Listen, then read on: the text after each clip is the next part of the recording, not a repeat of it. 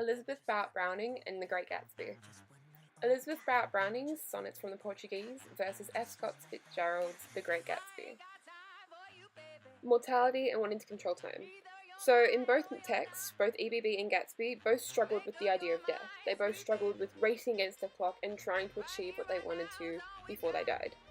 With Gatsby, death was the enemy. Death was one of the many barriers that played against his dreams and ambitions. To him, death was final. And in contrast to EBB, death was inevitable and significant. Their death may be physical, but her spirit would live on. It would transcend time, and both her and Robert's love would last forever.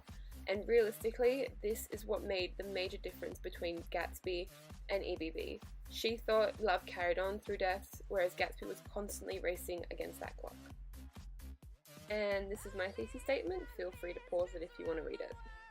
The Great Gatsby was a novel written for everyday people, and it was based on the Jazz Age, which explored the American dream and how people wanted to let loose after the war had ended. So, F. Scott Fitzgerald was the author of The Great Gatsby, and it was believed that his family dynamics influenced the way he saw the American dream. Fitzgerald often related himself to Gatsby, as he himself had gone through war, fell in love, and broke the marriage off due to him not making enough money. It was only once he became wealthy that he returned to marriage, so essentially The Great Gatsby is practically an autobiography. It was in the beginning of the 1920s that the war had ended. People seemed to be living it up, and they didn't care about what people had to say. They just wanted to drink, party, and carry themselves with their morals long forgotten alongside their empty martini glass. Religion was long forgotten, and wealth and privilege was paraded everywhere. Elizabeth Barrett Browning's collection of sonnets, Sonnets from the Portuguese, were originally only for her lover Robert Browning. It was her way of expressing her love and what she felt, and they originally weren't meant to be published. EBB was a Victorian-era poet, and like most people born in her era, she was born into a Christian household, and thus a lot of her work was heavily influenced by Christianity. In the 1830s, when she contracted tuberculosis, she devoted her life to writing sappy love-struck poems, mostly dedicated to her beloved Robert Browning. The 1800s saw overwhelming amounts of households holding controversial views. Women were to be seen and not heard, and even had the rule of thumb enforced. EBB challenged this by writing and confessing her love in a male-dominated space. Here are my 10 excerpts. If you want to read it, please feel free to pause it. I think we all believed for a moment he'd smashed the pieces on the floor. This quote incorporates low modality language to represent the nonchalant act of Gatsby smashing Nick's clock. How the act is metaphorical for Gatsby stopping time once he had met Daisy.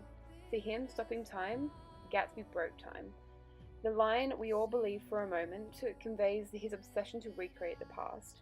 It's Fitzgerald's way of indicating that Gatsby and Daisy's relationship is simply a clock breaking. It doesn't last forever. It further foreshadows the future events of the book, as it is physically impossible to stop time. Time is still ticking, even if the clock is broken. I shall but love thee better after death.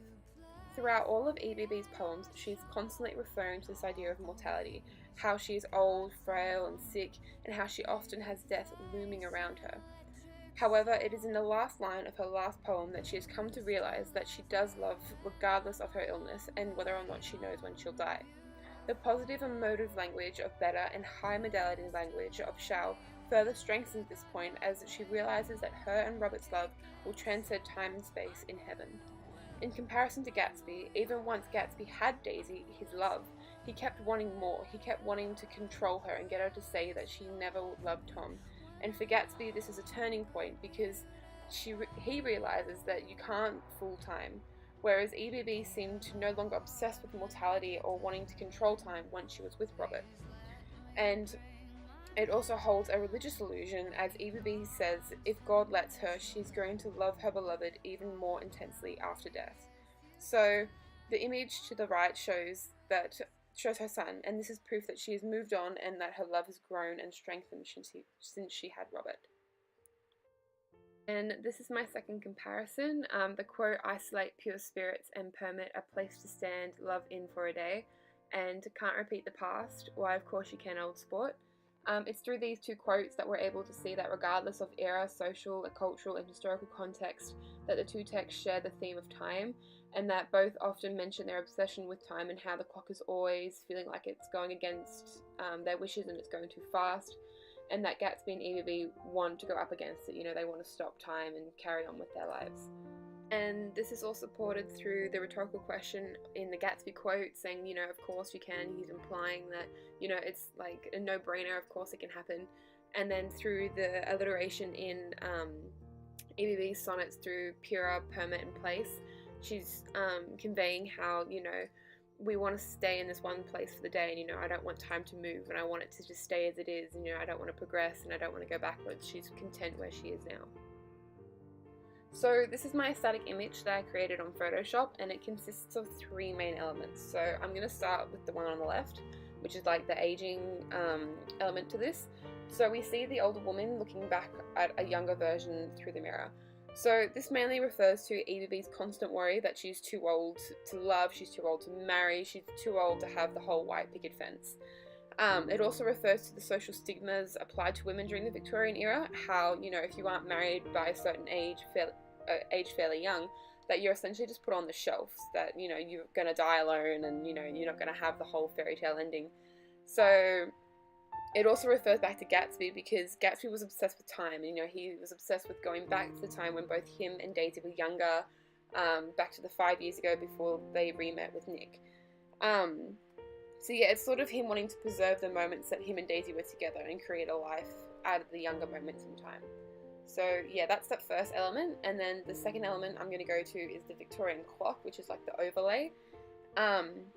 This is just representing how time cannot be slowed, and it serves as a link between both texts, as regardless of the values of the era, of the wealth, mortality and controlling time is something that everyone yearns for. It's something that everyone, you know, wants to do in all eras, it seems, but, you know, you can't beat the clock, and it's sort of just looming over the woman in the picture. And so my last aspect is the green text that I created myself, and this just serves as a literal reminder. So with Gatsby, he had the literal reminder of the green light at the end of Daisy's dock. And, you know, the green light represented a chance, and that time didn't really change. And in both texts, they didn't seem to want to play into the illusion that time does carry on. So by having the little reminder there, it's like, you know, it's constantly there. And EBB saw that time was up against her, and that, you know, she thought she was too old and that love was out of reach. And so the text conveys how the clock doesn't stop for anyone, regardless of their era, regardless of their, you know, social expectations. The clock ticks on.